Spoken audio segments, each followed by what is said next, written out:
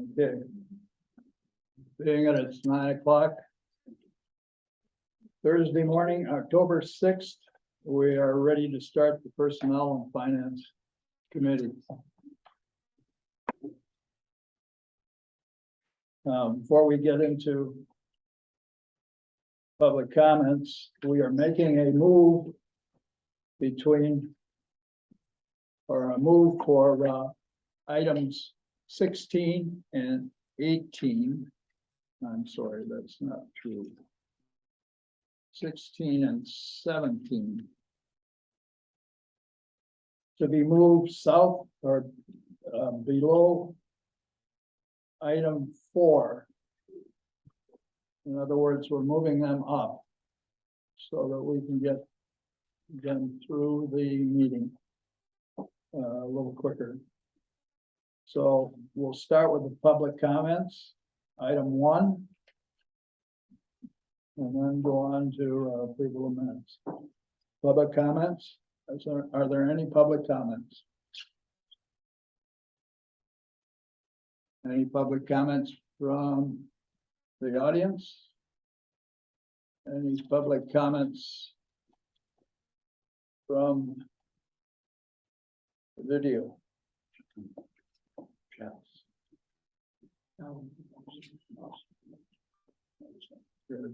Nothing out there? No. Okay. Second time, any public comments from the audience here? Any public comments from the video?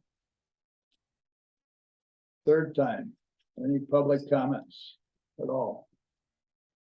Since we have none, we'll close the public comments and go on to approval of minutes. Item 2, approval of minutes of September 1st, 2022, Personnel and Finance Committee.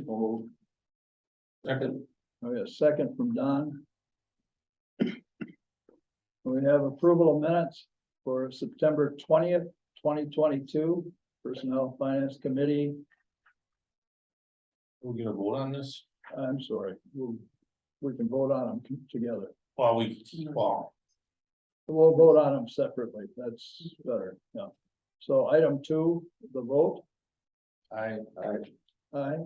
That's 4-0. Item number 3, approval of minutes. September 20, 2022.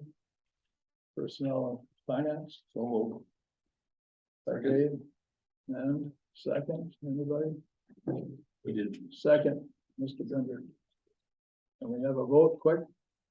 Aye. Everybody for it? Abstain. I missed it.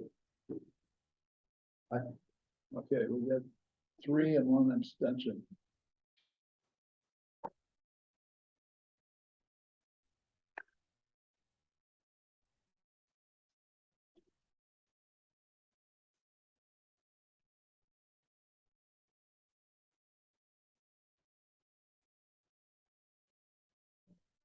Okay, we're on to Mr. Shell and item number 4. The airport hangar lease amendment between New View Technologies and Winnebago County. We have Mr. Shell. We have anybody representing the airport?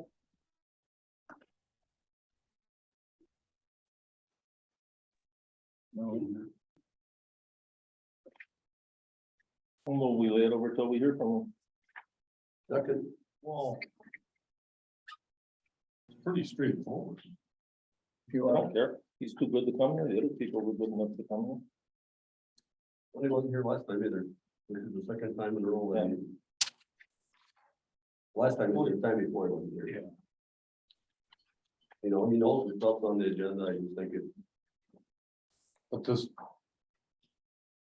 we'll delay, I have we'll delay item 4 until the next meeting, which should be in November. Mr. Chairman, Yes, in fairness to supervisors or Mr. Shell, he did ask our office to review the hangar lease, which we did. So I can, You can vouch for it? yeah, we looked at it, yes. I was dealing with Cameron Talent on this, new view technology.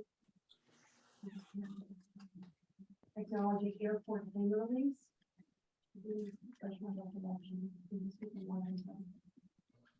We did look at, yes. Comments are coming from Mary now. They have looked over the lease and she approved the lease.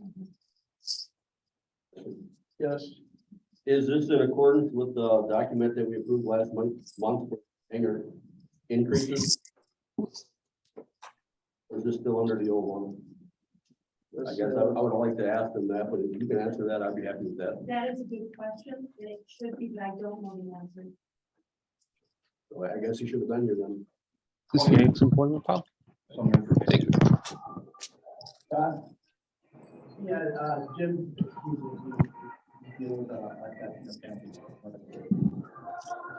He said Cameron could have been here. Yeah, I told him not to really worry about it. It's just a straightforward case, and that's miscalculation on my part. I apologize for that. thank you. All right, so I think what we want to do is vote to approve.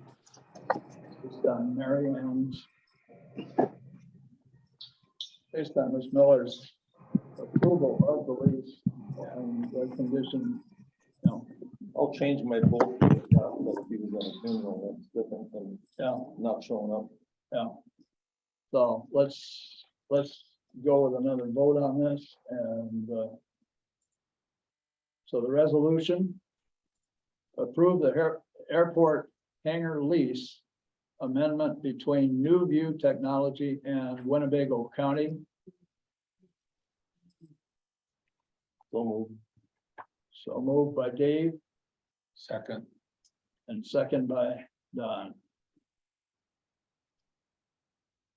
And our vote on that, aye, Also staying. and one I would abstention. like to know if it was under the new contract or the old one. Sure, we can look into this with Cameron now after the meeting and get back to you. I'd ask them all to do. I'll vote for it. I'd like to know the answer. I'll vote for it, providing I find out that what contract it was under, because we passed the new contract last month with the wage or the increases. Yeah. And we want to make sure all the contracts that we signed beyond that date are under the new, The ordinance, you're talking about the ordinance. right, Change. where we changed the fees. Right, So I just want to make sure that we're getting what we put in effect last month.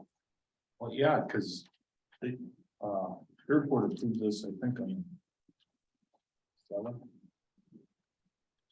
I know this was basically, out there, I believe, in August, might have even been in July. So that is a very good one. So if it's. Is this coming before the county board then? it will. So then we have time to.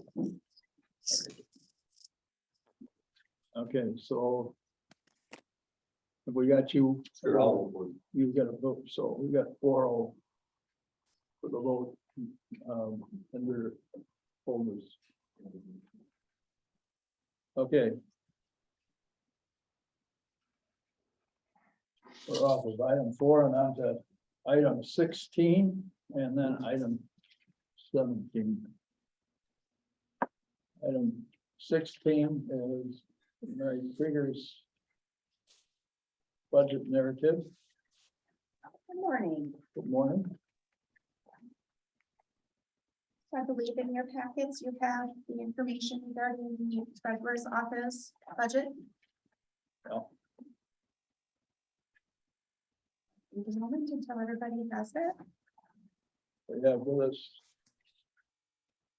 Carol Blackmore. Carol, if you'd like to take a seat up right next to Mary.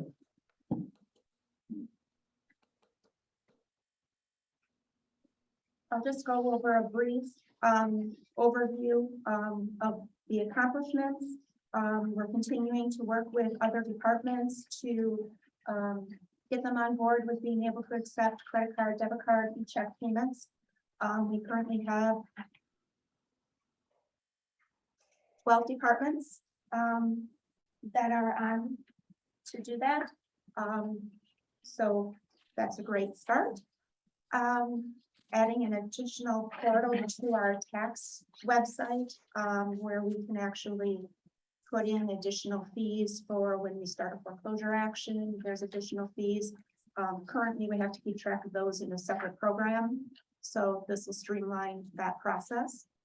For my 2023 goals. Look for resources for property owners that are struggling with property taxes. Look for more efficiencies within our current systems. We're going to be adding the ability for property tax, for property owners, for the 18 municipalities that we prepare the tax bills for. So that doesn't include City of Oshkosh, Needham and Asher, Appleton. They prepare their own tax bills. But on our system, they'll be able to be notified via text or email when their tax bills are generated. They'll be alerted for when the installment due dates are. If they've missed an installment, they'll get a notification that they've missed an installment. That's an add-on feature to our tax program that we are adding on for next year. Great. The funding for that does come from the Land Records Council Fund, so it's not my office budget that takes care of those things. So we're getting going on that. So that's kind of the end of those. The significant changes for my budget. The other fees by $10,000. Those fees are, you remove agricultural land, take agricultural land and put it into residential or commercial. There's a charge per acre for that.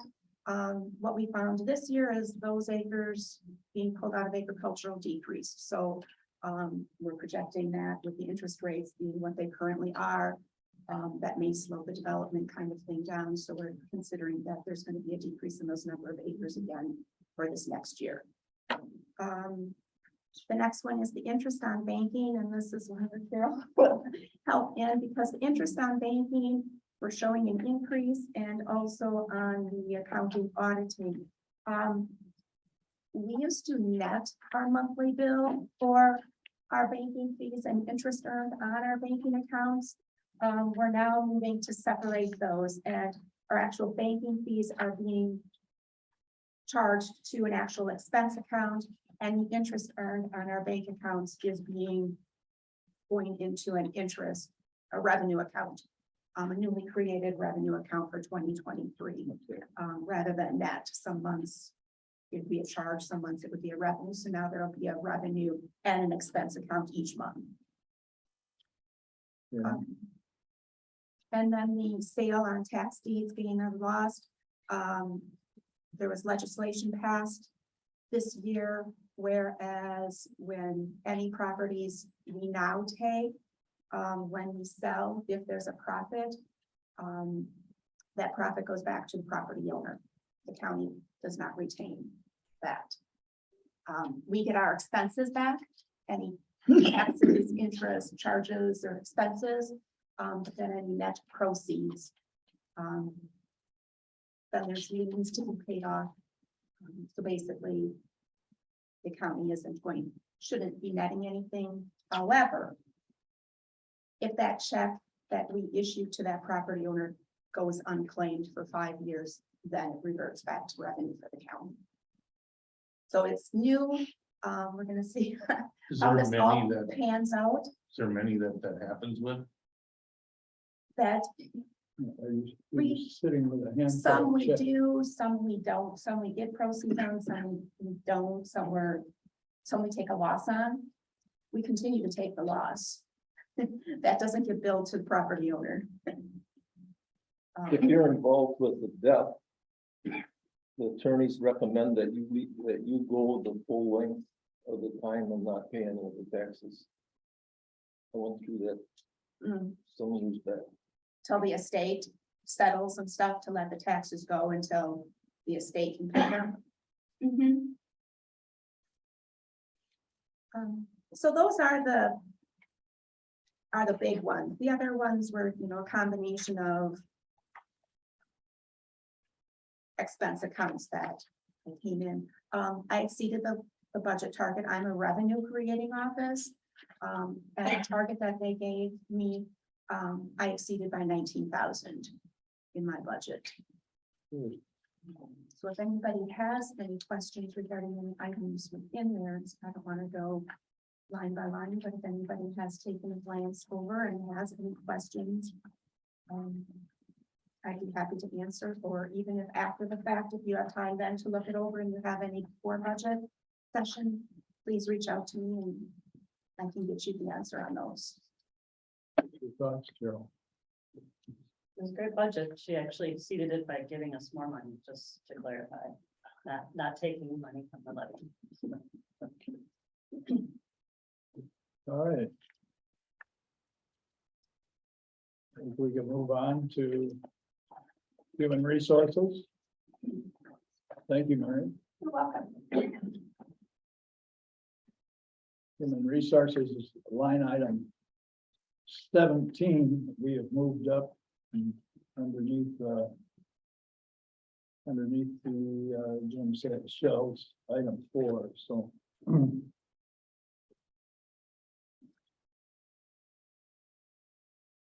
so Mark, Thank you, Mr. Chairman.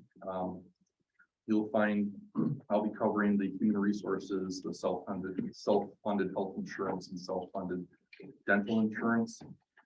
As far as the human resources budget, I want to highlight a few of the accomplishments that the office has made this year. In the first 6 months, we've hired 144 new county employees, which we're on pace to hire more than we did last year. We still obviously have a significant number of vacancies to fill throughout the county. We, for the 3rd year in a row, are having no increase of cost to the self-funded employee health fund for 2023. Also this year, we transitioned the employee clinic that we partner with the city of Oshkosh and school district of Oshkosh to a new vendor. And part of that transition, we were able to add some additional services such as physical therapy, as well as virtual primary care. Part of the philosophy with the employee clinic is that we can actually utilize that to save costs on our health plan for a few reasons. First of all, we're going direct with the provider, but then we're also able to cut out some of the additional charges. The clinic would not necessarily completely replace your Ascensions, Auroras, Theta Cares, but it's a way that we can offer some services to employees to help control costs. We've also worked with several departments, highlight Parkview, to address some compensation changes to help them with staffing issues. They also went live with Dimensions timekeeping upgrade for Parkview last fall, which our office does significant testing for those changes. And then, of course, we did retain a consultant to perform the compensation study to provide recommendations where we want to align our employee salary schedule with the current labor market. A quick aside on that, we are still on pace with that original timeline we spoke about as far as presentation to the board, hopefully in December or January. And we'll be starting meetings with departments soon, either end of this month or into November. Goals for next year that we're going to focus on: increasing capacity and improving recruitment efforts to help reduce vacant positions, implementing recommendations from the consultant regarding that compensation study, looking at making revisions to the HR policy manual, and again, always seeking ways to try to continue to control costs for health insurance. As far as overall levy, you'll see from significant changes. The main change relates to, we won't have the funds in the budget next year related to that compensation study. We had some carryover funds as well as some additional funds approved for that. So actually, we came in under the request by a couple $1,000. As part of this change, you permit me to quickly roll into the health insurance fund. You'll see there from significant changes.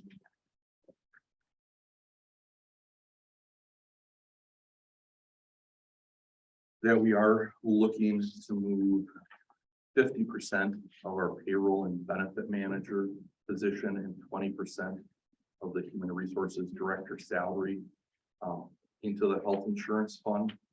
Feeling that's appropriate based on the amount of time and duties attributed to health insurance and fund management. That would include obviously fringes as well, which reduces it from the human resources budget. So within the human resources budget, then one of our requests is to add in another human resource generalist to increase capacity in our office to be working on filling those vacancies. Now, the generalist position itself isn't a sole cure-all. I mean, that's one position. If we increase capacity on the front end for total number of hires, we still have to, and we are looking at existing staff and duties, because that's going to create additional duties to process all of those hires in, enroll them in benefits, doing orientations, payroll, different things like that. But at least this would be a start to help us be able to increase capacity. Otherwise, as far as the self-funded health insurance plan, again, we're going to keep premium rates level for the third year in a row. That will require, as we have done in previous years, using some of the fund balance from the health insurance fund. We're currently looking at using, I believe it's 917,135 from our health insurance fund, which is projected to still leave us a balance of over $4.2 million in that fund. And then finally, if you look at the dental insurance, same thing as far as no additional increases. Our changes to the budget are just due to changes within enrollment. And with that fund, we're projecting having actually a net surplus of about $10,000 being added, I believe, into the fund. It would leave us a fund balance of $792,000 in that dental insurance fund. So if there are any particular questions that I could answer on any of these items, I would be happy to entertain them. I have one. I was thinking of adding the diversity coordinator to your department. Allegheny County recently posted one and hired another a couple months ago. And I would like to see that moved out of the extension office where it currently is and in the personnel. I mean, somebody to work on an employee handbook, and like when we got new employees, new supervisors, that would be trained on how to work with other employees, I guess. We've had at the last extension meeting, we had a little bit of a conflict. And I think it's lack of training, and we don't have a diversity coordinator, nor do we have a training program that deals with that. Do you feel that that would be an asset to your department, and would you be willing to take that over from extension, because they don't have the personnel to do it, and really it needs to start when we hire the people, not through the extension office. I mean, we need to have our people educated. I mean, it's really simple. Just treat people the way you want them to treat you. It's a simple solution, but we can't ever get that to happen. I mean, it's like the extension meeting got way out of hand, and it wasn't. I'm not a mediator between two supervisors, I mean, I'm there to facilitate a meeting, just like Supervisor Cox is here to facilitate this meeting. And it's a lack of I guess, organization when we get new people on how we train them to act. So I just would be interested in your opinion on that. Well, a position like that certainly could fall under human resources. And if the policy decision was made that we, that the county wanted that type of position, it certainly could come under HR. HR looks at, and one of the things that we're looking to do with having this additional generalist position is historically, we have led supervisory roundtables, trainings for employees, things like that. But really with the number of vacancies, the focus on hiring, that just hasn't, it's not that it's not a priority, we just haven't had the capacity to put effort towards that. So that's something that, by having additional generalists, is going to allow us to go back into having some of those types of trainings. So whether we need a new position or what the focus is of that, greater training overall to county employees will be something that we'll be able to tackle with freeing up some time by adding that generalist. Now, will all that training necessarily focus specifically on,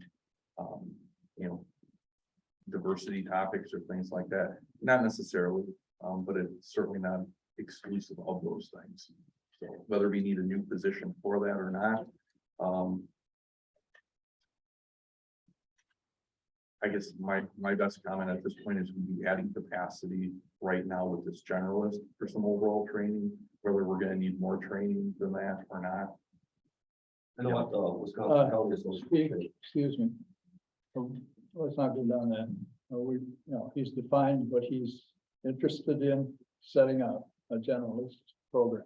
We don't want to start defining what the generalist should be doing. I think we've gone far enough down that street. And you two had questions immediately? Yes, I have a question. Go ahead. I just, we do have training in this area and we have a handbook and, Yeah. it could be, if there's a problem, it should be taken care of. Then the state, this was a question for Steve because they were able to talk 4 minutes on it. I realized it's maybe out of a question, but didn't the state take over all that hiring and move all them personnel out of our area? I realize that Mr. Harris left some of it still there, but all that was turned over to the state some years back. Yeah, that could be, I'm not sure. Mark, you'd know whether that information and that was turned over to the state. I don't know Yeah, so if let's, extensions, if you're talking about extension positions when it was turned over, I'm not sure. Mike, The state did. What is it, Mike? Well, I can answer that. The state did have an organizational change where the University Wisconsin-Madison system actually took over all the extension, and as part of that, the state took over. We used to have the 60-40 contracts where we would pay 40%. We don't do that anymore. It's just a fixed fee. So the state does all the hiring for the educators in extension. We have, as a county, chosen to add some positions that we pay 100% for. They're still state hired. We don't have anything to do with their hiring. And I did want to point out, relevant to this question, is that they have had a turnover in extension. The person who was doing the diversity training left for another position, and after some reorganization during the budget process with University Extension Office, the executive did add a position or authorize the additional position to be hired that would include the diversity duties. So we don't have that person right now, but it is in the budget just as extension position, which would be a state employee, but paid for 100% by the county. so that being said, with that, the position that Steve would like to add, would that replace that? Because you're saying that it isn't there yet, you haven't hired it yet. It could, although I believe that the extension office would want that person to do some other duties as well, and so you might want to get some input from Mr. View about exactly what the other purposes might be for that position. Okay. We square with everything you brought with us? Yes, sir. Okay. All right, with you? All right. Thank you. Thank you.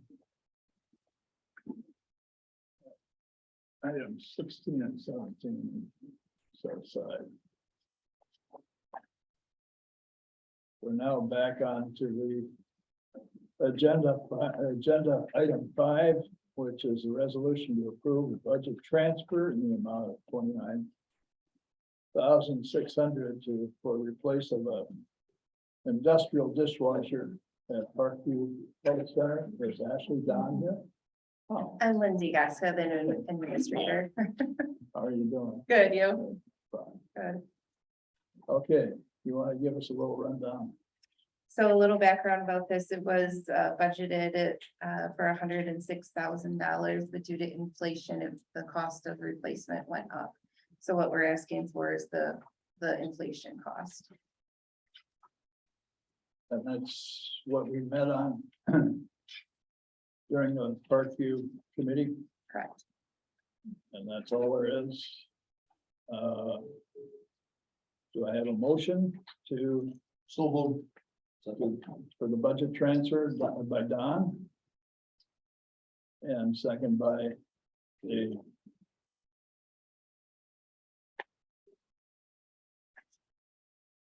Okay, and do we have a vote? Discussion? Any discussion? No. No discussion. Okay. Bender, you voted? Steve? Yeah, okay. We've got a 4-0 vote on it. That's good. We have one other, which is a resolution of approval of a budget transfer for $87,924 for the replacement of 3 water heaters at Parkview. Would you like to explain a little bit, or? I can explain. Parkview's got 3 hot water heaters. Or I should, they're actually water heaters. They're not hot water heaters.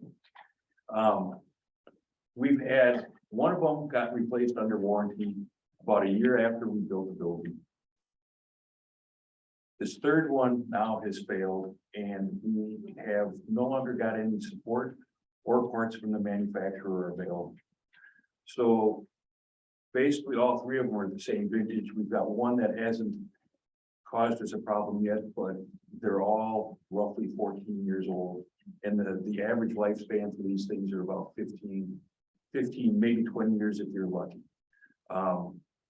We can handle heating the water right now with 2, but if our third one goes down, then we will not be able to heat water for the residents. And that is something that is critical to the operation of Parkview. So being as how they are all of the same vintage, we have no parts for any of them. It would be prudent for us to go ahead and replace these now so that we can get reliable equipment to support the residents. Does city water get out that far? Yes. Done? We haven't got a motion for it. Continue. That's pretty much it. It's We listened to you Yeah. during the committee vote at Parkview, and I fully understand what's going on there. I think what we need is a motion to get this on the floor. And to I'll make a approve. motion to approve budget transfer 87,000 to replace 3 hot water tanks at Parkview. Second. We got a second on a dime. So, Bender.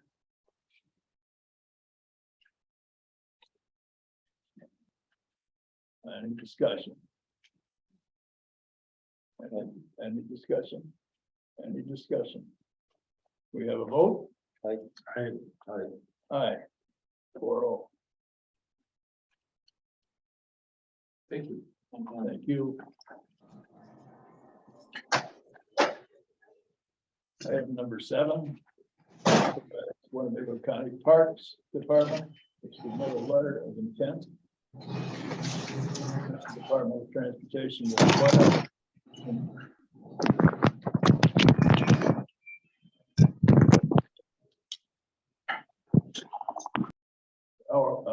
the owl is speeding.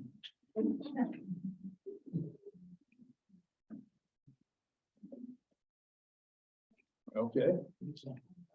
We have somebody that wanted to speak. Okay.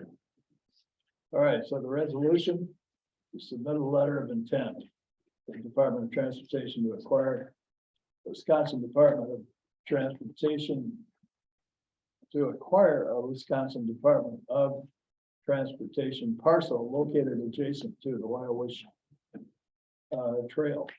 And Adam, can you give us a little bit more information? Absolutely. This has been a project that the Parks Committee has been working on roughly for a year now. The town of Oshkosh, chair and town of Oshkosh, has come to a few meetings in regards to providing more opportunities, parking opportunities specifically, to get on the Wyowish Trail, as they have a lot of people parking on Edgewood Lane in the town of Oshkosh. So we have a few DOT parcels located right next to the Wyowish Trail near Westwind. So right as you get into the town of Oshkosh versus south towards the city of Oshkosh on the Wyowish Trail. And there's about a 3-acre parcel.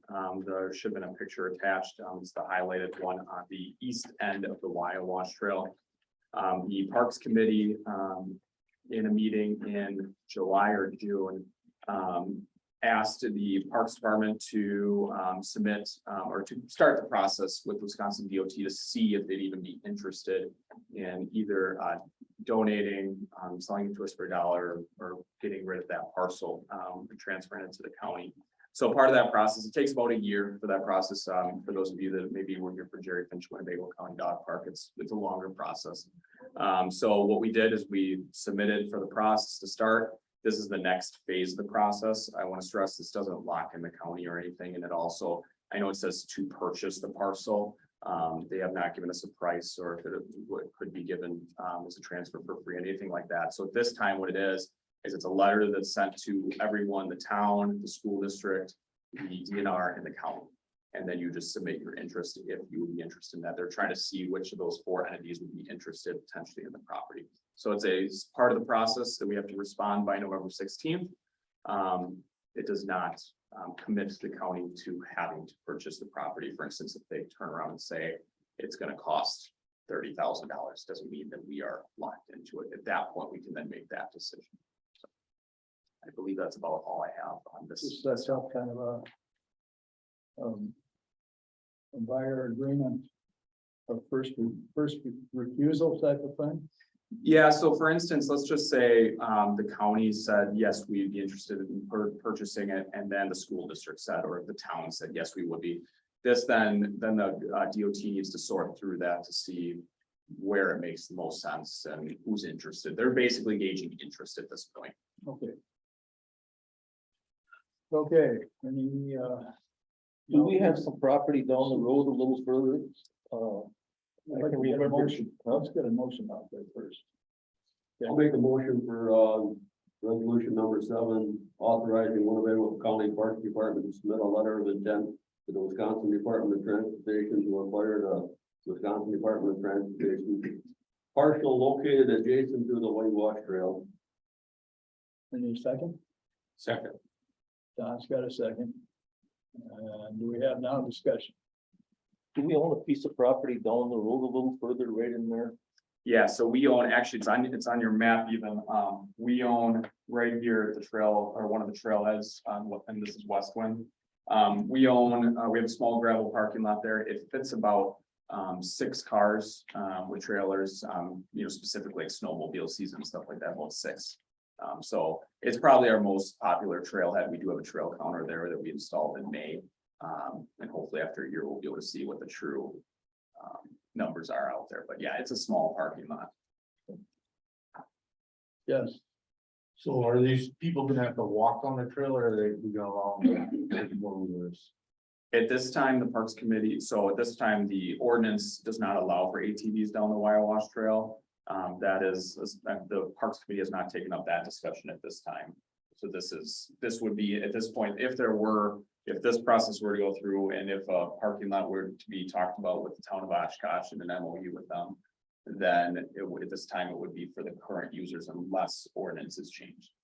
Are we gonna be faced with another Grumman boat landing type of situation with people wanting to get out there so badly that they're parking on the roads and whatever else? And Right now, there is parking allowed on Lake Butamore Drive. yeah, You know, it's not access to the water at this point in terms of direct access, where you can launch a boat or anything like that. So I don't believe so.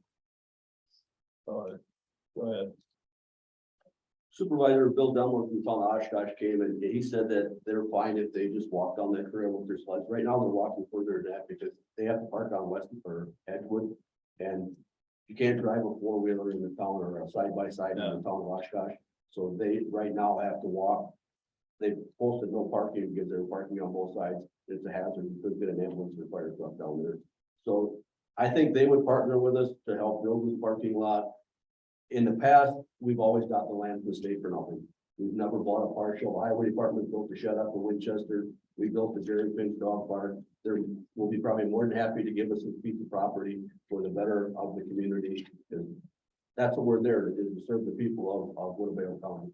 So I would encourage everybody to vote for it. Excuse me, Adam. Is there enough land out there that you can provide enough parking so that you're not creating a bigger problem and having to buy more land and creating a parking lot out of, Right. So the parcel itself is 3 acres of just plenty of room for additional parking. The biggest question that we'll have to do throughout the process, and it's part of any construction process, do a wetland delineation. To see there is wetland indicators out there. So my recommendation, and we haven't made it this far, of course, but before we would take that property, if it got to that point, that we would do a wetland delineation, make sure we're not taking a piece of property and then it's not usable. okay, So how many acres do you think? Just as an observation, when you look at it, how many acres would be available for parking? You know, you can kind of see it on your map. There's a darker portion on the south end. I believe that is the portion that's more usable. So you're probably talking 2.5 acres.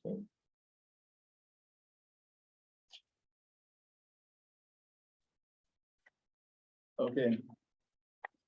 We've got enough discussion. Do we have a vote? Aye, that's 4.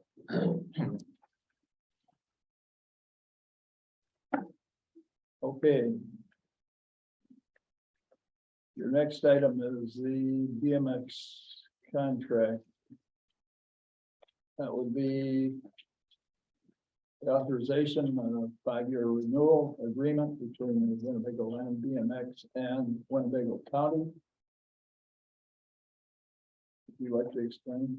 I can give just a real brief overview. We've been partnering with them for 37 years. At one point, the BMX track was actually in a county park. It was moved over to this site many years ago now. They offer programming for youth and adult. The biggest part, in terms of this committee too, and what do they pay and what's the county pay? What's the financial obligation? So there's a building on the site and there's a track on the site. They pay for all the repairs, if a sink faucet goes out, if those types of things, they pay for all those types of repairs. They groom the track, they fix the track. That's all the club's responsibility. The biggest responsibility that the county has is that any infrastructure coming into the building, so supplying water to the site or supplying electric to the site, the well, for instance, or the holding tank. A few years ago, I want to say it was 3 or 4 years ago, the holding tank had to be replaced. So that's relatively new now. So it's really those big infrastructure pieces. The rest of it, like the club has replaced the siding on the building, they've replaced the roof on the building. Those are all on the club. So for the most part, it's pretty low impact to be able to provide the opportunity for adults. I know they go down as low as, we just met with them a couple weeks ago, 2-3 years old, that can go out there and ride. So it's a good program, and the reason that we do a 5-year, we've had, I think, 2 previous 5-year contracts is because they actually have the state meet come in. And in order for them to be able to commit to that, they do need a longer agreement than just a 1-year agreement. This agreement, as you put before us here, has also been looked over by Mary Ann.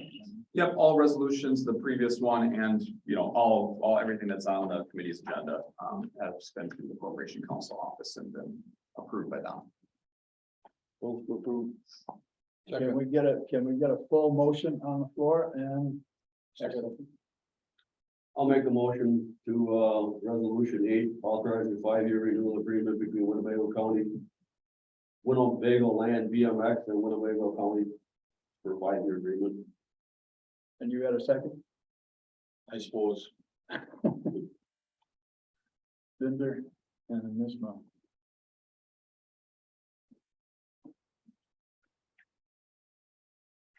Do we have a vote?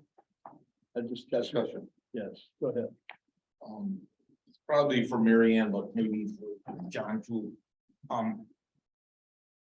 Couple of years ago, I brought up this $1 million liability.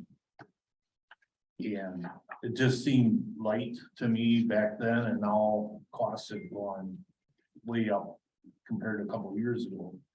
I'm just wondering when the last time, or how long this $1 million has been in effect, and if it's not time. Because we have 10 million, right? I believe so.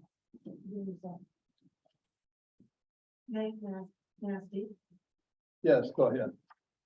When Supervisor Nelson brought this up, I know I did speak with our carrier regarding sufficiency of limits.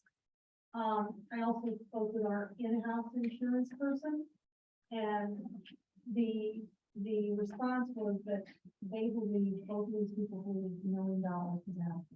Now, that was probably about a year ago. Okay, is that satisfactory? Yep. Anybody else has some questions or discussion? David? Can we have a vote? I Aye. Four. Thank you. thank you. Chairman Hunt? Yes. If we could just go back to item number 4, resolution number 4, that Supervisor Binder had a question on. We reached out to the airport, and Cameron Hallett stated that again, we originally started this amendment long before we had the new rates for land apron leases. However, we feel that it is fair to increase the paved apron rate to the newly passed rate. The hangar itself is not one of our ordinance rate hangars. I can make the changes to the paved apron rate in the lease resolution and agenda item. And he sent this at 9:29 this morning. So is he updating this? He said he's gonna update it. But again, he said, we feel it's fair to increase the paved apron rate to the newly passed rate. The hangar itself is not one of our ordinance rate hangars, because you remember they also reference the hangars. Right. So he's just saying this applies to the paved apron rate, just for clarification. Okay, so we're actually talking about an increase to the rate that we passed earlier, okay? So we're good for this? Okay, so it's a 4-0 vote on this. And it's mirroring what was passed a couple of weeks ago via the ordinance. Thank you. Thank you.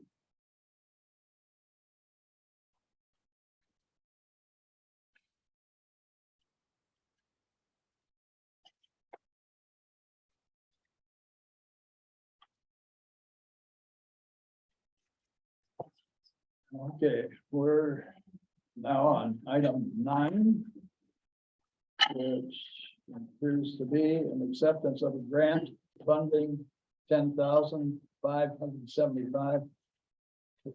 10 $6,575 and approval of budget amendment to the study the implications of transportation access to and from school, the schools of Oshkosh. Doug, you got, this is a budget transfer. That's all it is. Running. Want to give us a little insight? Sure. As the agenda item report will detail further for you. We've had Oshkosh Area School District offered or implemented a program of free bus passes for students in the Oshkosh Area School District. What we would like to do is assess what the impact of that was and provide feedback and an analysis of that. We know that certainly improving transportation access can assist kids getting to school, but there's a lot of other potential consequences to that, some positive, some negative. And we just want to assess what the impact of that policy was and provide feedback so future decisions can be made about, how to handle that program in the future. Is that going to be in-house data that's collected and kept in-house, or is that? Yeah, I mean, well, Sarah Jean, and I'll introduce you to Sarah Jean Schusterman. She's our epidemiologist. She wrote the grant and will provide oversight of the work. We'll actually be hiring a contractor to assist us and also using a student intern that we bring on to work on the project. That information will be used here locally and back with the school district. We'll make it available. It will be, public information. So to the extent that it can be viewed by others, yes, it would be open for review by others. We have a motion on the floor first before we get to the discussion. Anybody want to read the motion?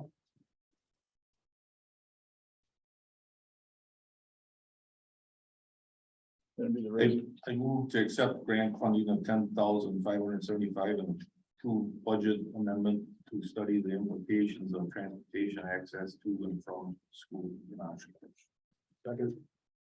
Second by Bender. Okay, you got a discussion on it? Go ahead, Dave. Does this, are you involved with East Central Planning Commission on their roads back to school? We have worked. I mean, will this involve them in any way with?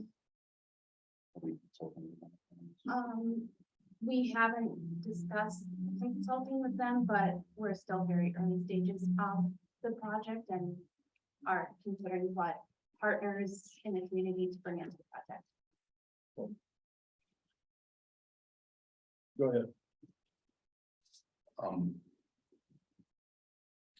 I'm a bus driver, so I know, a lot about this kind of stuff. And I know Appleton did this for a while.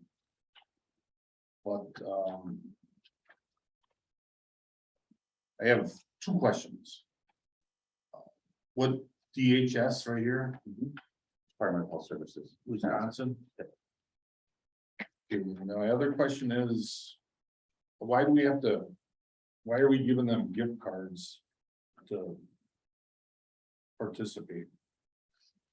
I mean, do you think they won't give you answers without the gift cards? We get better participation and feedback. We have more participation, I should say, not better, when we compensate people for their time and their effort to participate. How much time does this take? We haven't developed the survey yet. I mean, typical, a typical session that we might hold to gather information. I'm guessing it'd probably be like around an hour. Wow. Wow. All right. Go ahead, Dave. So you'll be busing all children to school? No. The Oshkosh Go Transit offered free busing for students. And we're just assessing what the impact of that was. I was at lunch with my wife and a bunch of her friends. I was dragged there, but anyways, there was a discussion from some of the younger lady that was there. She just graduated from high school about how she and her friends had to walk to Reed School from where they live off of Winchester Street in that area. And now everybody's gonna be bused. I mean, it was so out in the community, there is discussion there about free bus riding from. So I guess my question was, their question is, whatever happened to the kids walking to school, you know? Well, I think what we'd like to assess, one, has this had an impact on attendance? Has it had an impact outside of school attendance? Participation in, activities that surround school, that are after school, where parents may not be able to buy transportation, especially in the wintertime. Are there other unintended consequences that we can identify from this? Does this mean that it's easier for a student to have a part-time job or get to the grocery store, that helps a family out? Or, is it increased truancy? What are all the impacts of making free busing available for students in the school district? Okay. Anybody else? Go ahead. Just a comment to Dave, I went to Oshkosh North and I lived over on Pleasant Street, and my mom and dad had a paper bus, all they're trying to do is basically make it available to people that maybe can't afford the bus fare. I mean, it would have been a long ways to walk from Merritt Street to Oshkosh North, and that I couldn't have done, I could have bike. But I think it's a good program that they have the busing for the students. And as far as the gift card, I'm on Medicare, and United Health gives me $50 if I'll have somebody come over and give me a physical, which they take your blood pressure, your temperature, and it's just the way they know that people aren't going to participate unless they get something. So I agree with the gift card. You're going to get a better answer, and you're not going to get people to participate for nothing. I have no idea it took that long.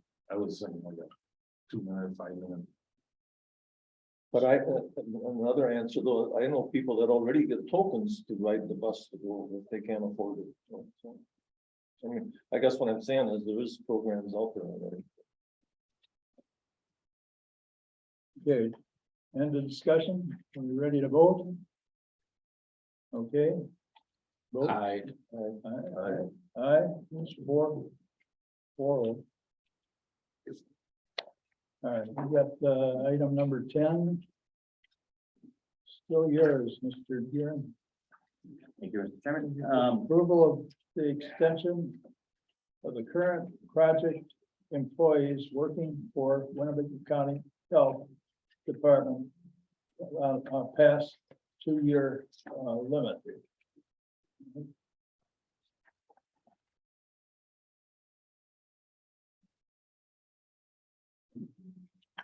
Wages and benefits. Okay. This is an extension. Is this? Yeah, what we're requesting is, current HR rules limit project employees to a 2-year duration. And we have a number of staff that we would need to let go that we're utilizing to assist current public health operations. I'm requesting an extension or a waiver of that 2-year limit so that we don't lose those staff and the experience that they've gained for the duration that we have grant funding remaining available. And so, our alternatives, of course, are, to hire the person, to convert them to a different, type of employee, or let them go. Do we not do that with all the different departments? Let me ask Mike, isn't that something that is clear to all the different departments on interns and on people that are brought in, for a specific work permit type of thing? Well, this isn't an internship or student situation, but it is, a form of temporary employee. We have categories called temporary employee, which are limited to 6 months, and project employee, which are limited to 2 years. And so that is a generally understood rule. It was passed by the board a number of years ago as part of the, actually, I believe it was a revision to the original HR policy people. But they want to keep, the purpose for the rules, I understand it, is really so that we don't evade the table of organization. You know, if they want to keep an employee longer than that, the idea is they should be added to the TO. These particular employees are related to the pandemic. They previously brought back a request to extend those employees to the end of 2022. The board did pass that extension as an exception to the rule. No, we're asking for. So now they're asking for further extension, Right. an additional exception to that rule. Okay, before we get into discussion, can we read a motion on the floor and get a second for it? I'll make a motion for resolution number 10, approve the extension of the current project employees working for Winnebago County Health Department past their 2-year limit. Second? You have a second? What's that, I'm okay for the floor. Okay, Dave seconds. We have a discussion started here. Go ahead. Okay, are there any of those employees right now that we're gonna add to the budget this year? No. Go ahead. I don't know if we really need to continue with this pandemic. Even the president says that the pandemic is over.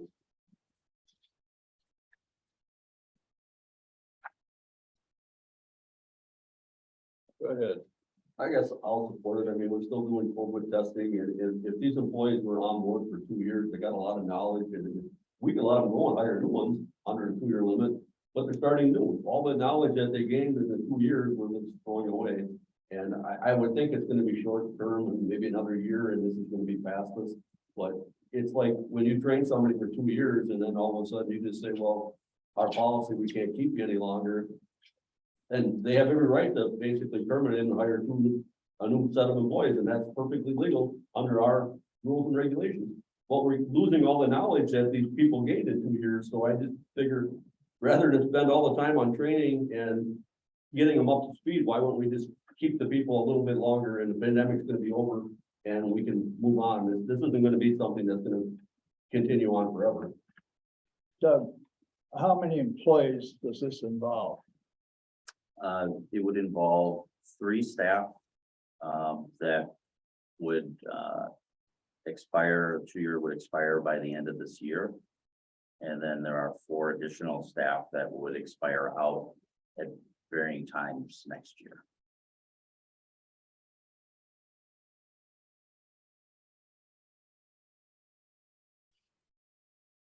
The employees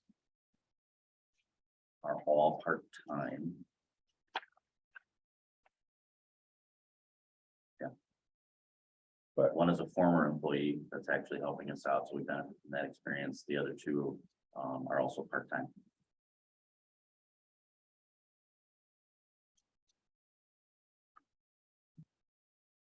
They're all part-time and there Correct. are at least 7 of them that you're going to lose if.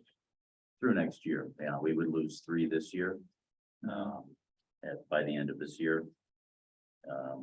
What is the overall cost, dollar amounts that you Most of the staff that have been hired on for the pandemic response are in the $24 to $25 an hour range. Unless they were a former employee, in which case they're hired back at, I believe, whatever rate they were being paid when they left. And the funds for this, of course, are all grant funds. There's no levy in this.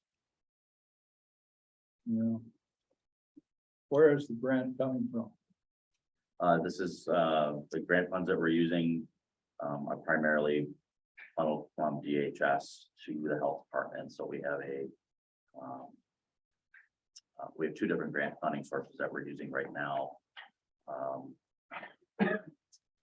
An ELC fund, which is actually, it's titled Enhancing Laboratory Capacity, but allowed us to have a fairly wide variety of activities in our response. And then there's also, this is all ARPA, and then there's ARPA related COVID funds that we have access to as well.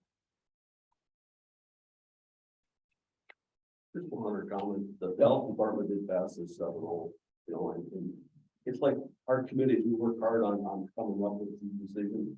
And it's really disheartening when we second guess the work that they put in. I mean, that committee worked hard. They believe that this is a good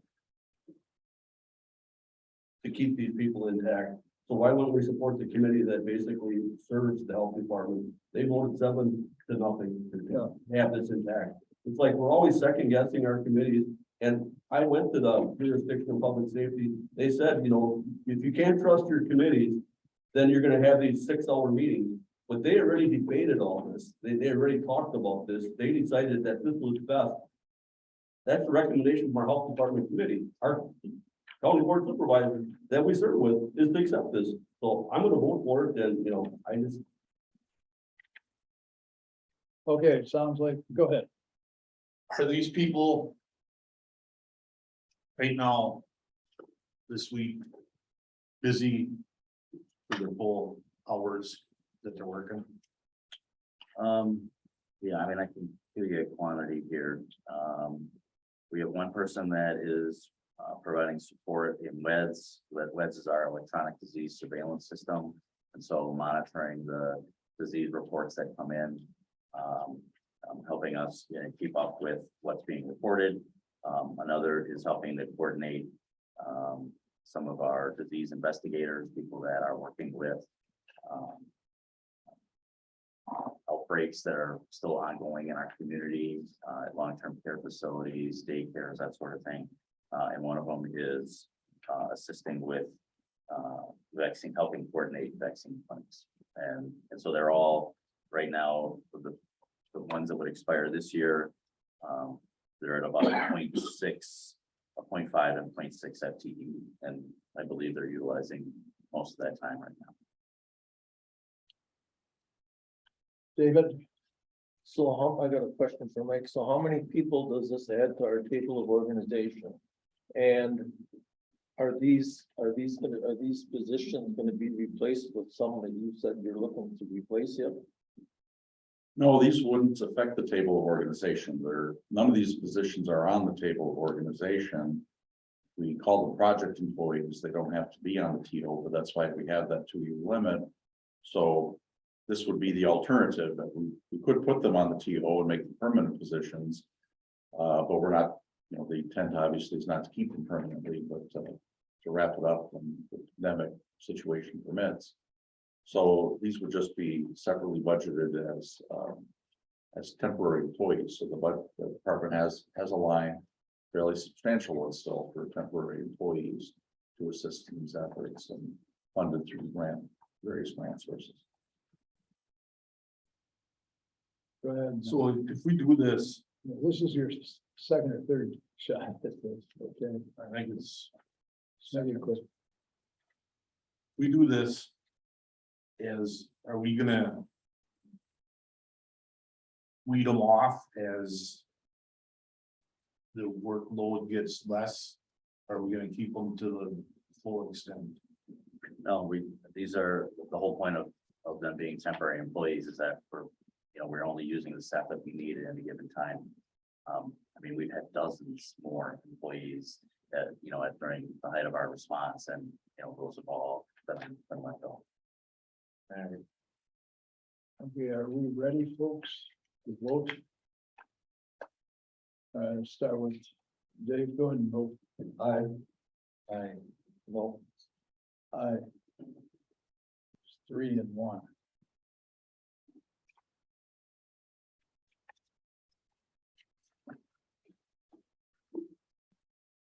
Thank you. Yeah, thank you.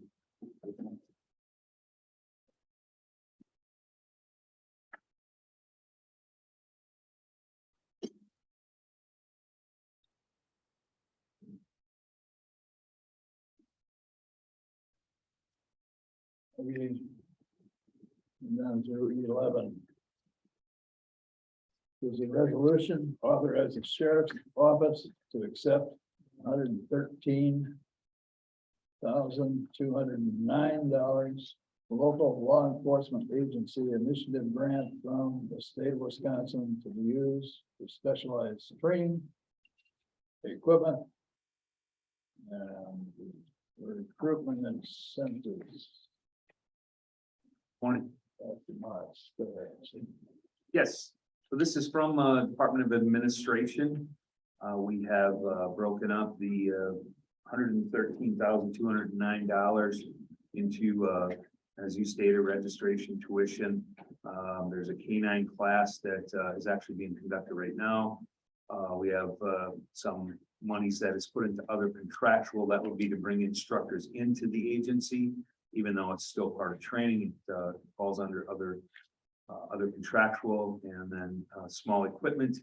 And then we do have $34,000 set aside for recruitment bonuses. We're allowed to pay $2,000 per new employee if they are a corrections deputy, a booking clerk, a dispatcher, or a patrol deputy.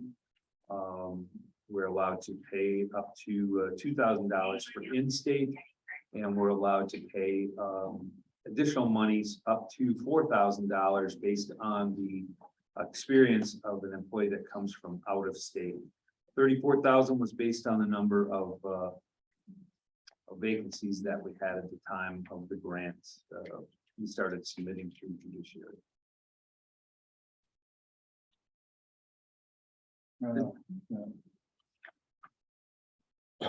I noticed that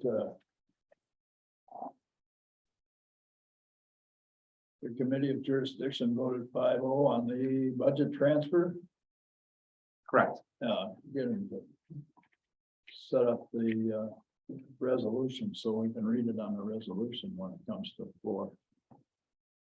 Okay, anybody want to set the motion and so move? No. Please say the motion, the full motion.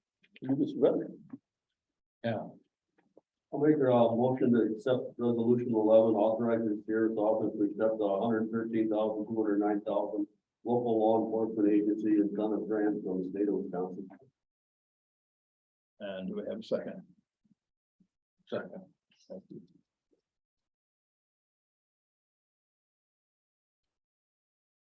Any questions? Go ahead. It says here that the routinely had to make staffing cuts to meet budget constraints. I don't remember any of those. Well, we eliminated 10 positions in 2022 in the jail. If you remember, those were positions we really couldn't fill, and we stopped taking state inmates in order to, it basically was a wash of revenue and cost with wages. This year, we're cutting 3 positions just to meet budget. The budget number that was given to us. But that's not the main reason of that is staffing. I mean, we can't hire people, not because we can't meet the budget. If can we fill them? I'm hopeful that at some point we can fill them regardless of the number of positions, but no, it's not just because we can't fill them. It was because we had to reduce our number for the overall budget to meet the county exec's number. So does that, I don't know. Does that I guess answer your question? I didn't. I had missed that. I would have left them in the budget had I had the dollars, because it changes the efficiencies of the agency. I mean, this is a little bit off of subject, but it does change the efficiencies of the agency anytime we lose staff. How many staff did you lose? 3 that we eliminated for 2023. Mr. Bender?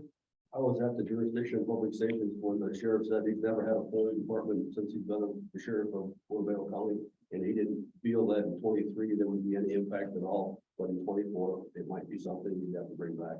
So he wasn't concerned about it for the upcoming year. 2023, yes. Do I think that we're going to fill all of our positions in 2023? No, I don't, given the job market now. as the recession, is looming and, things change in the job market, could that change? Yeah, I'm very much so. You look at large employers and they are not hiring new people. They are actually cutting positions that were cut at Oshkosh Corp, et cetera. So those people will be looking for employment. Any other questions? Don? Do we have a vote? Aye. Aye. 4.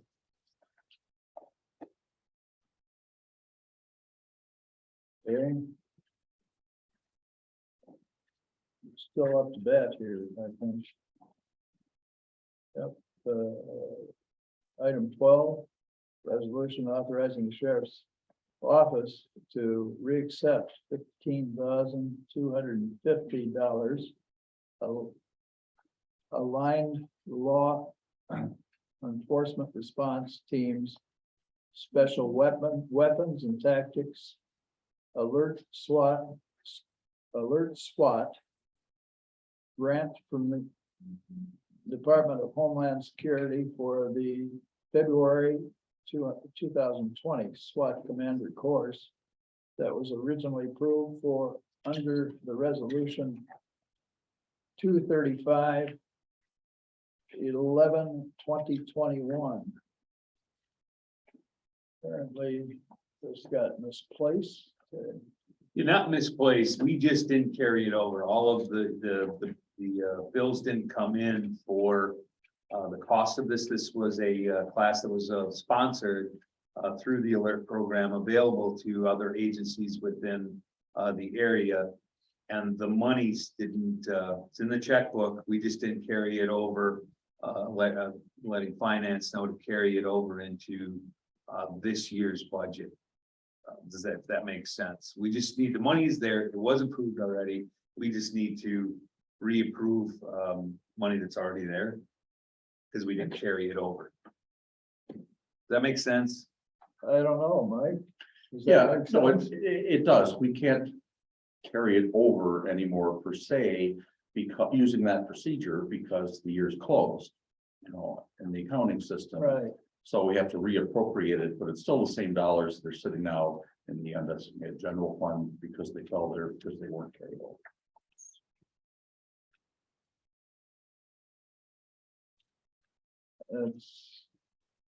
is there is there a way in the budget that you can actually locate that money, or is it just buried in the budget? No, I mean, it's, Go ahead, Ms. Blackmore. Mr. Chair, yes, that was done as a budget transfer. And I was in contact with Carl and Lola, about it, and I was aware that it was put into the budget as a budget transfer, so it did exist and it was just missed on there. Do we transfer it again? Or we transfer it again? Thank you. So can we put a motion on the floor? Please. Do I have to read it or you already read it? Is that good enough? I would think so. So moved. Oh, geez. Give Mr. Nussbaum the rights to the motion. Who's the second? David. David.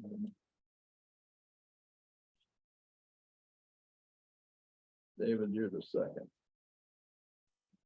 All right, you got any questions? Any questions?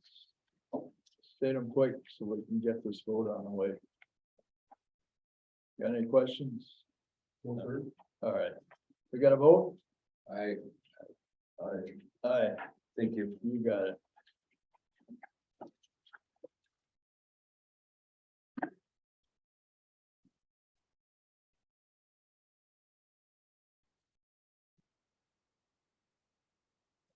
I killed it. Oh, no. Hello. Hello.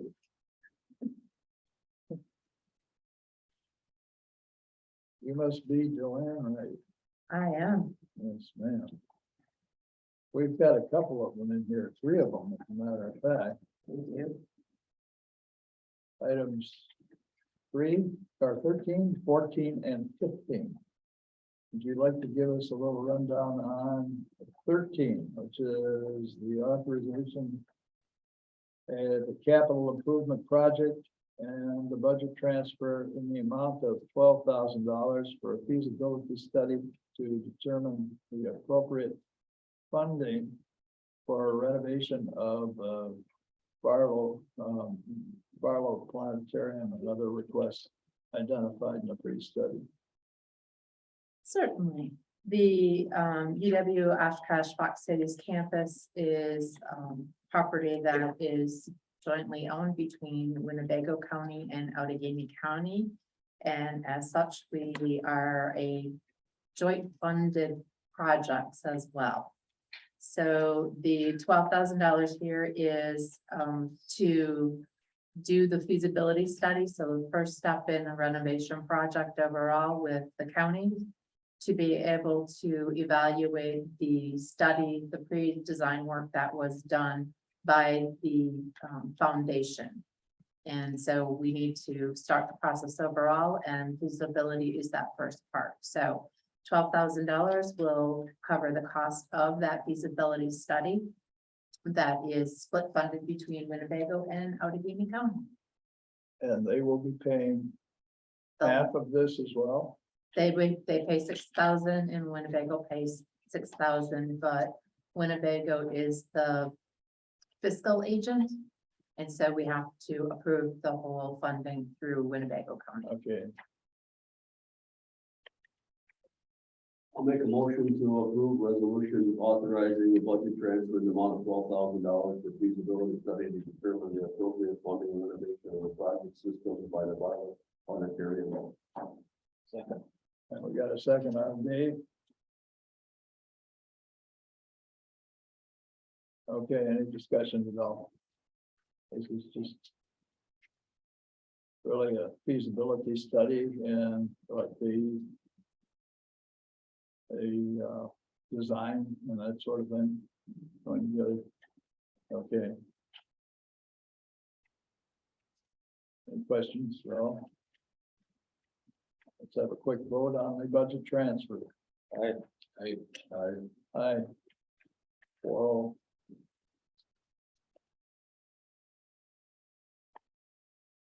Okay, item 14.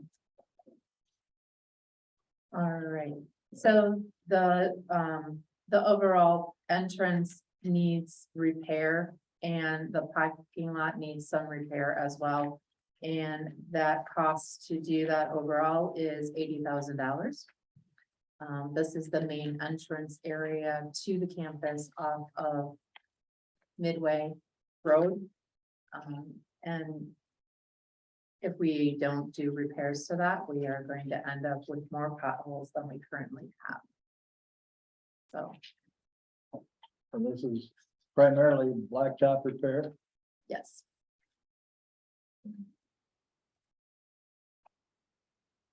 We have a motion on the floor.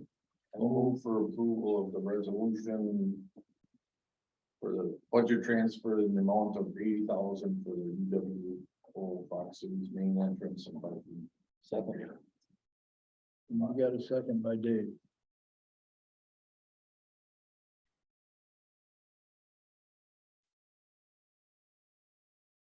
Okay, any questions at all?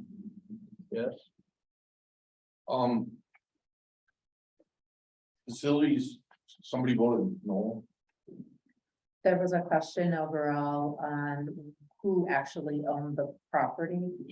And it is actually the recorded deed, as I heard from Mike this morning, that the deed from 1955 says 59 is the property is owned 50% by Winnebago County and 50% by Outagamie County. so it's clearly 50-50 split. So they would have voted yes if they would have had that information. Yeah, that's my understanding. That was Tom Egan. So which county will be doing the repair work? We got quotes from both Winnebago County and Outagamie County.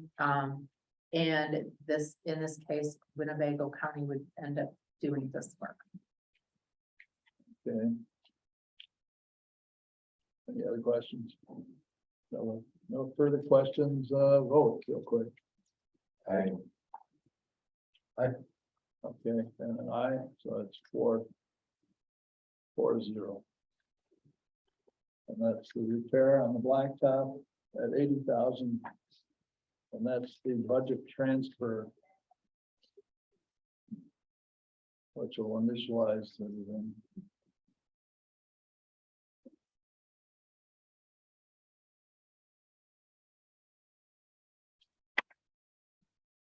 Okay, and you got 15 here, it's resolution 15, or line item 15, resolution to approve the budget transfer in the amount of 43,000 for UWO's Fox Cities Engineering and North Parking Lots Maintenance Work. So this work overall is doing the sealing and restriping of the parking lot. And we did reach out to both Winnebago and Outagamie counties. Highway departments, which department is it? And neither one of the departments actually do this work, so this will be done by an outside contractor. So the price here is the price that we solicited overall to do that work.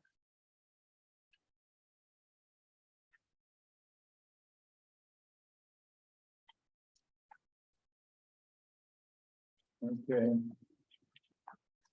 And is this a split as well? It is. Okay. Anybody wanna? I'll make a motion to approve resolution 15. Approve a budget transfer of $43,000 for the UW Fox Cities Engineering and North Parking Lot Maintenance Work. And a second by Don. Nussbaum. Okay, then you're Don Nussbaum. You got any discussions all on? Anybody? Discussion, Dave? Let's get a vote quick. Aye. 4-0. Thank you. Thank you. Good luck with it. All right. Lastly, we have item 18, which is a rundown on the administrative budget narrative. Thank you, Mike.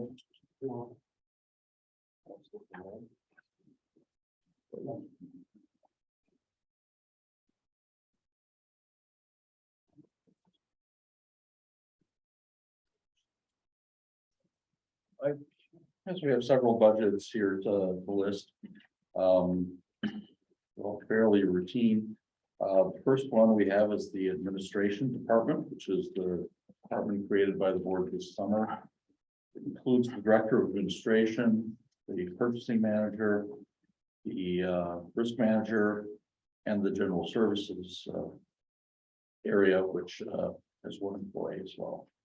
So department for administration really is just salaries for the director of administration and the purchasing manager. We did have a change. We wanted to restructure that purchasing manager position a little bit.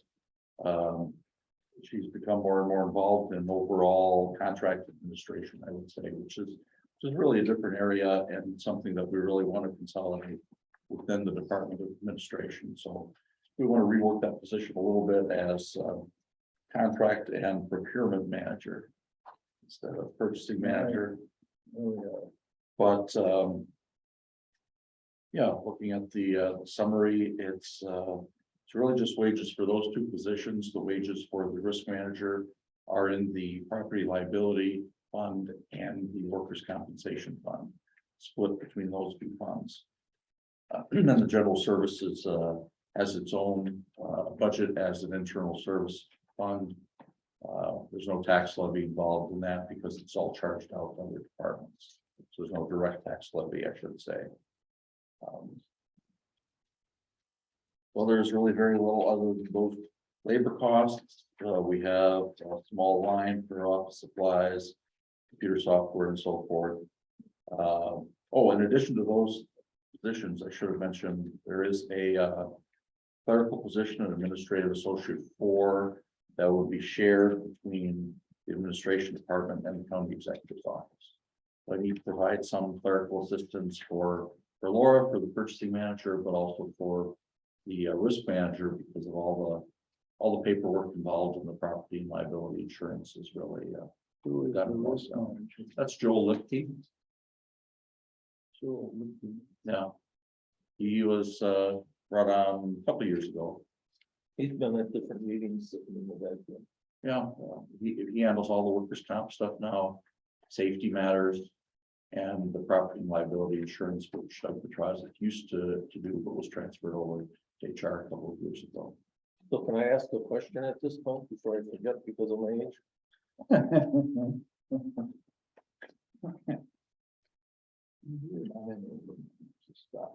Huh? You're not even older now, so it's I'm much older than you. Go ahead and ask your Okay, question. my question is, did the executive make any changes on his administrative assistant's position? Did he give him way more raises? Did he do anything altogether different?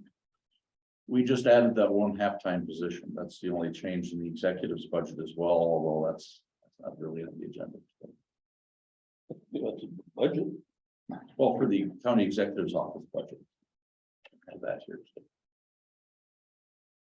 So in other words, I shouldn't ask questions about the county executive's budget. Okay, go ahead. No, Oh, we could deal with that outside of the committee meeting. It's just not on the agenda, so. right, It's a personnel matter. let's deal with this first and then you can talk about that later. Okay, stay on the point. Would you like to make a comment? I'll just talk about finances budget whenever you'd like me to. Okay. Uh,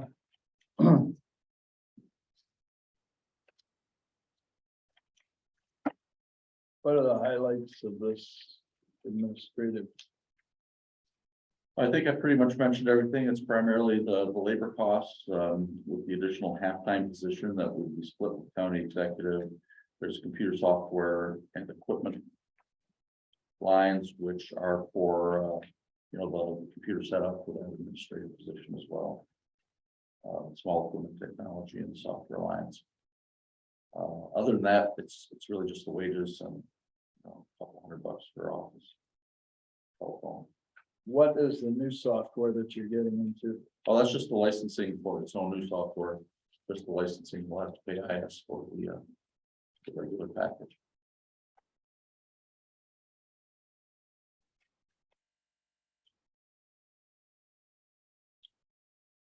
Start with, go ahead. What's the new administrative position's job description? Well, I don't know that we have a written job description yet, but in terms of the side that will work for administration, it'll be providing support with the paperwork for purchasing and also for primarily property and liability insurance as well as maybe some workers' comp.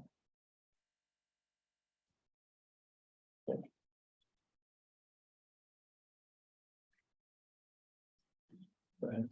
You got a question? No? You have your hand up. No, I know everything. He's so lucky to have us, right? Go I ahead. guess just one comment, I thought it was supposed to oversee part of finance too. The position director of administration does oversee finance. So the wages for that position are in this budget, but this doesn't describe all of these. I'll do that.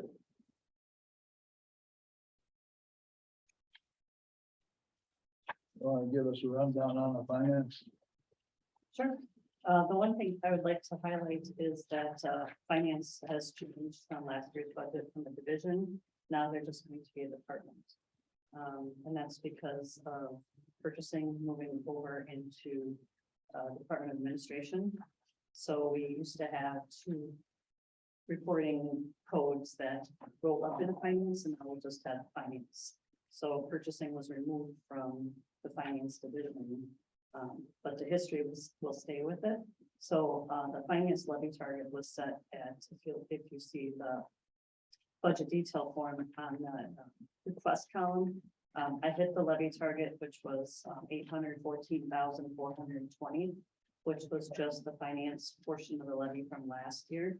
But that meant I couldn't budget any normal operating expenses, so we did a budget ad request for all of our regular operating costs, and it was granted by the executive. So our new levy was 846,476. So that is now just finance, excluding purchasing, because that is in the Department of Administration. And then another thing to highlight was we are changing the title of the budget manager to a financial analyst within the budget process.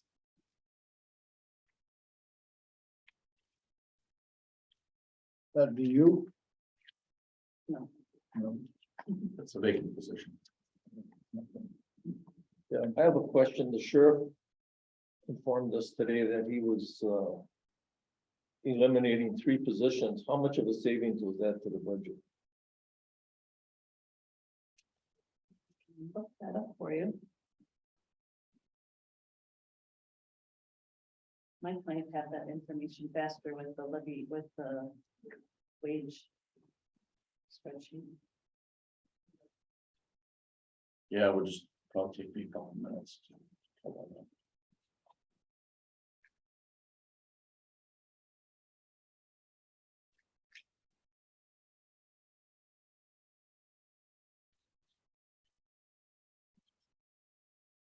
Yes, they got, they want 300,000. That's not full thing.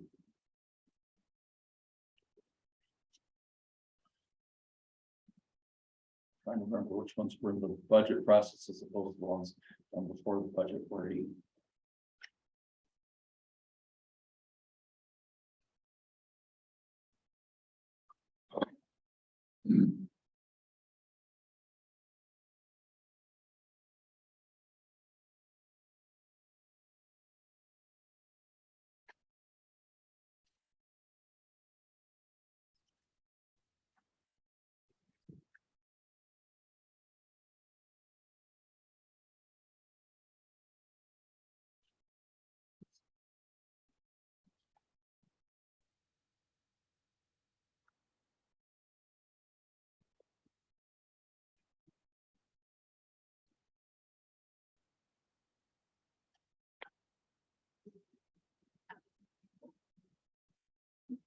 Remember which, oh yeah, there were these 3. There you go.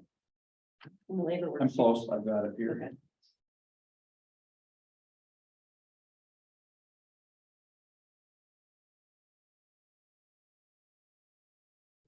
Oh, they got zeroed out.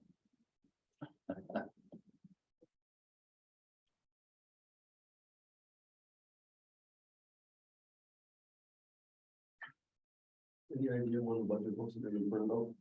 She's printing them as we speak.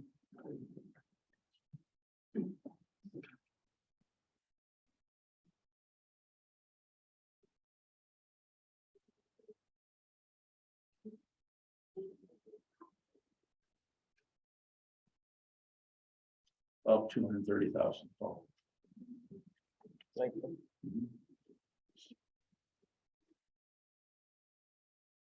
Those are the, what, 3?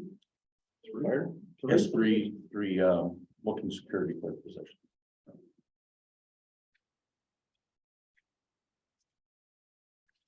Okay. General services and workers' compensation fund. Well, general services budget, really aren't any significant changes other than adjusting the numbers. That's a non-levy, it's a non-levy budget because, as I said, all the work they do is charged out to the departments. they're charging, finance department, $40 a book or so for the budget books as an example. That's the kind of thing they do, printing. So they just adjust the numbers to make it balance. Just one employee, the administrative social too, works a good while. So no real significant changes planned. There's some adjustments to the numbers, but based on the work that they expect to come in and how they expect to balance. So I think the report was there any questions on that. Then what's next? Property liability. So property liability insurance, that's the county's insurance. We have really a pretty wide variety of different kinds of coverages. We use county mutual for our main liability policy, but we have specialty coverages for things like the nursing home and the airport. One of those is with county mutual, the other isn't. I forget which is which right off the top of my head. But we went through, got estimates as to what the charge would be. On liability insurance, those, we obviously have them adjust the claims. That's why we deal with claims almost every budget. They really go through the insurance company through county mutual. We do have $100,000 deductible. And basically that's our money. We fund it every year. We pay them whatever money is needed to bring their deductible fund back up to the 100,000. They use it, replenish it essentially. So a lot of it's our money. It comes back to us in the form of premiums as well. Sometimes we get a refund if we don't use all the deductible funds. If there's excess in it. So we did make a major change, but kind of a reorganization of our property insurance last year. Working with Joel and the people, we had to do a survey of all the county property, which is a way more complicated thing than you would believe. All the different properties we own, and all the boilers we own, and all the different things that are rated differently. So we allocate that all out to departments. It is a bit of an increase this year. Liability insurance costs and property, especially insurance costs, have been going up. Really the property more than the liability. So there's an overall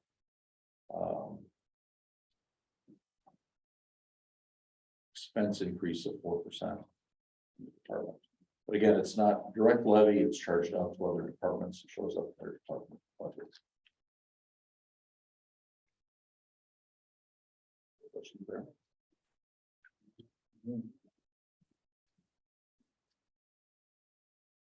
Workers' compensation fund is a separate fund. So we carry that over and the claims expense can really vary quite a bit. We can get very high claims. We can have good years. Last year was a very good year. This year hasn't been so good, but we're doing okay, but not great. We really try to put an increased emphasis on safety and prevention. So one thing I've done, we are self-insured for workers' compensation. Wisconsin only allows local governments to be self-insured. Every other employer would have to buy actual insurance. So I've looked at these numbers several times. If we were to go out and be insured, it would be 3 times as much money probably. I mean, it's substantial savings to be self-insured, just pay our own claims. We obviously pay an adjuster who works with anyone insured, manages claims, etc. But overall, the claims are our responsibility, except we do have to buy what's called stop loss coverage for very large claims. It's only for claims over $500,000 in one claim. We haven't had a claim that high for more than 10 years. Yet that's still the biggest thing that goes up in expense. So it's just the way the market is for that kind of insurance coverage. Otherwise, we pay all claims. For the budget, every time we do the budget, I do a projection based on a 4-year weighted average of what our historical claims have been over the past 4 completed years, and then apply a trend factor to that to bring them forward. So we budget for claims. We have to budget administrative expense for the administrator that manages the claims adjusters, We have to pay for the stop loss, we pay someone else to review the medical bills and see if they can get discounts, and then they get a percentage of the discounts. That's one of the administrative expense lines for the budget. So forth, so we manage that all pretty aggressively every year, and sometimes we get money back. We just got a check for almost $30,000 for someone who was hurt in the highway department and was able to settle a claim against the other driver involved in the accident. And since we had paid the workers' comp bills, we get cut of that. So that comes back. So it's an interesting process. Joel and I work together on those. And overall, it's been definitely has its ups and downs. It's not steady from year to year because the claims can double from one year to the next very easily. It happens all the time. We probably had a low of $200,000 in claims and a high of $800,000 in claims over the past 10 years. So that's why we keep a fund balance. We look at the fund balance and do a weighted average over 4 years, so that smooths it out. We don't have such a huge hit, but we do have a very good fund balance right now. So this does reflect, an expected deficit of $460,000 because we have that much excess in the fund that we need to bring down. We want to keep a couple million in the fund, but we want 3 million. That's where we are now. So that shows up in departments. Departments got a break this year in this budget because we lowered what we're charging the departments to bring that fund balance down a little bit. Okay. That pretty much does it. That's it. Any questions? No questions here. Everybody, good with that? Okay, so we can move on to the resolution to disallow the claim for Brian Cumbing.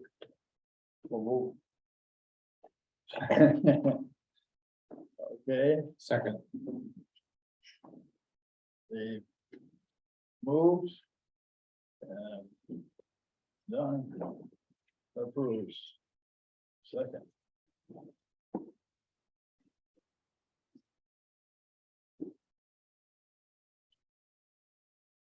Want to have a vote on that? I, Aye. We got it. Aye. Yeah, well, hopefully they reimburse them when we did after that work. I don't even know why you have to go through that. The radio we got ran over, it we got paid for,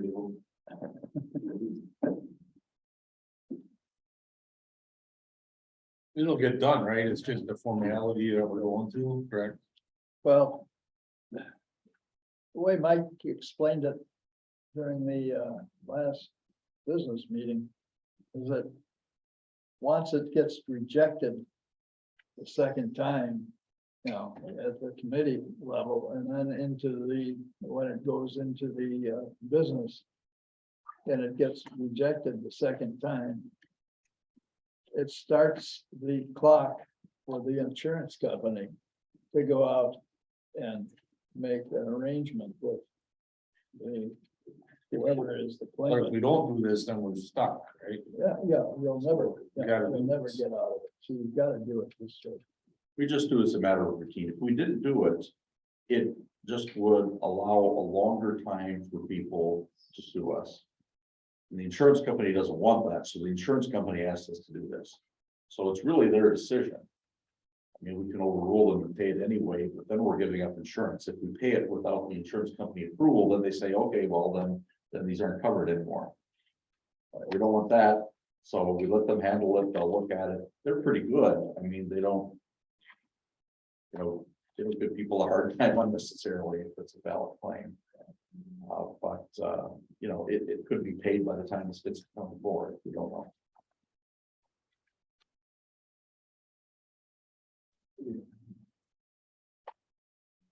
So, we have a vote. I, Aye, that's 4-0. Okay. And we're down to setting a meeting date, and we haven't come to any conclusion on that yet. Well, first, the next meeting day would be right before county board for the bonding resolution. Right before the, That's what we talked about, having it in the jury room. On the jury room. We need to do that again because the bonds are going out for sale. And the board approved issuing bonds, issuing a bond at $6 million. that's what we were only there to approve or get the approval. You know, yes, so now they actually have an auction for the bonds. Right. And that auction determines the interest rate. Right. So they do that. You know, the auction terms are only good for a very limited period of time, so we have to do that right before the county board action. We don't know the interest rates yet. So that's basically to approve the sale of bonds at such an interest rate, which they'll bring to us, Baird will bring to us county board day. No, there's a very slim chance that I'll be able to make it.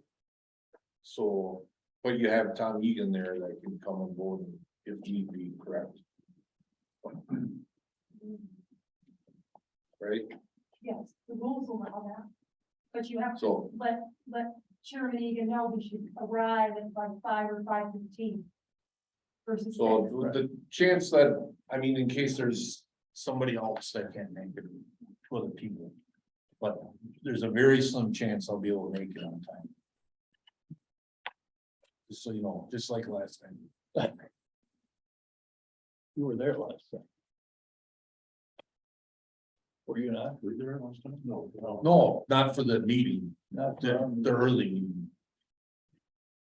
Okay, Yeah, I made the county board meeting. I made it in time for that one, but I didn't make it for the P and F. the early.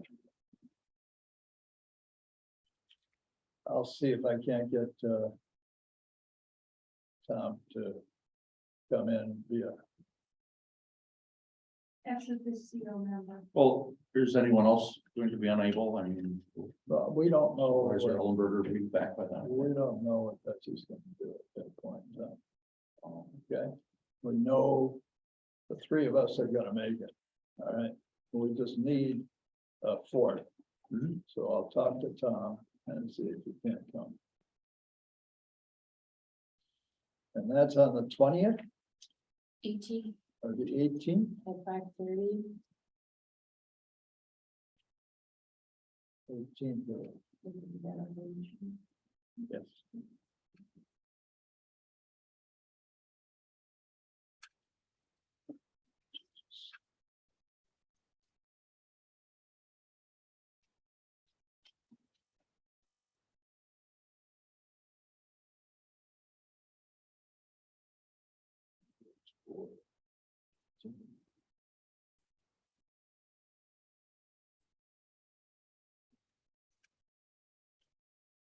Next meeting date is November 3rd, which is a Thursday. We want that date. See, the issue with the November 3rd is two things. One is the county board budget hearing usually is done Wednesday, Yes, but there's no guarantee in the current board, frankly, has a tendency to have more discussion, more questions than we've perhaps seen in the past. And I'm not trying to comment on It's that. more than I'm a just trying to be tendency. realistic, you know, and maybe it'll go very quickly, maybe it won't. you wanna make it on a Friday following? So we could do it.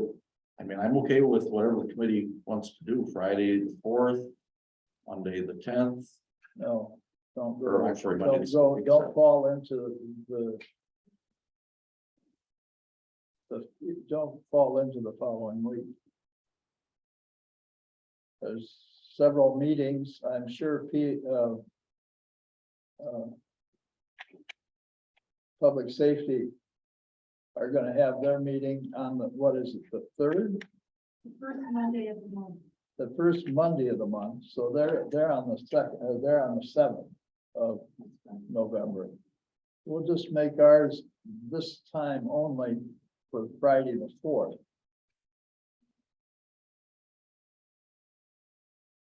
Doesn't disrupt your vacation time, fine. I don't,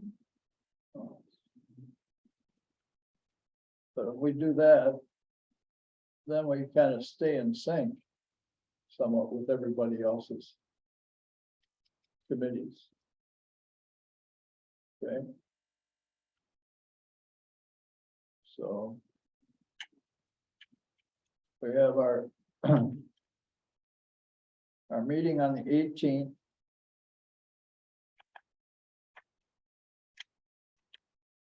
Which is the county board.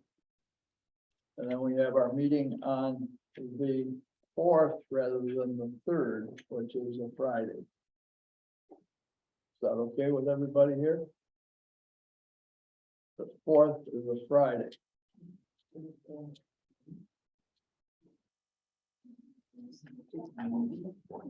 Thursday is also, the other issue is youth government day on Thursday.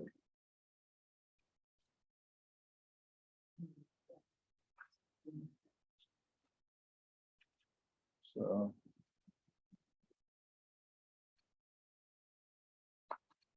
And that's gonna be at 9 o'clock in the morning. That's Friday.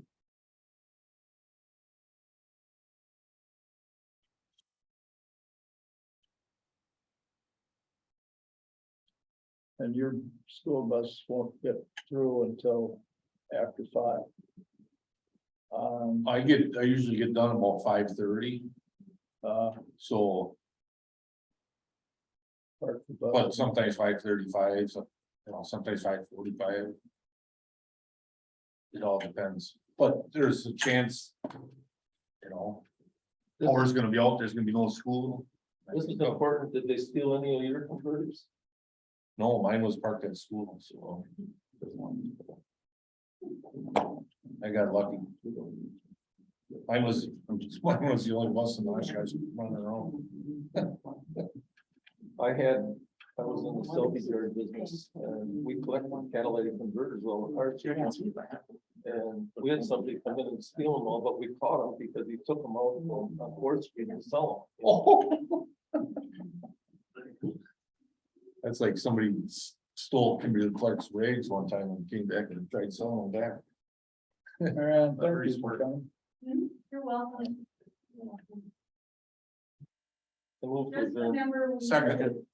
talk about limit debate, discussion as to what is actually on the agenda. Just so you all remember that. Pardon me? I'm sure it's etched in your mind, but I just wanted to, it has to be limited to what is on the agenda. I'll try to do Yes. this. Oh, I know, I just, So in other words, if somebody goes on for 15-20 minutes with a discussion, you can't talk back with them? well, if it's on the agenda, you can certainly, Well, he was on the agenda, so, but what I'm saying is, I think you're referring to me on, I'm just No. saying, we all Okay. need to, just because if you look at the agenda, just to, again, if it's on the agenda, you can certainly talk about it. But, under 18, it had review and discussion of executive budgets for administration, finance, general services, property and liability insurance, and workers' comp funds. So you can talk about the budgets for administration, finance, general services.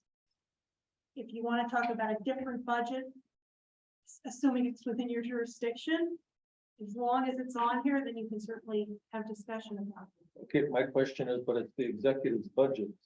So, Yeah. I mean, why, You made a comment and you wanted to know something with regard to the number of law enforcement people. no, I'm not referring to that. Well, that was actually outside of the purview of the administrative, finance, and general services. It was the sheriff's budget. But I have every right to ask that. You do. We don't have to answer it. Well,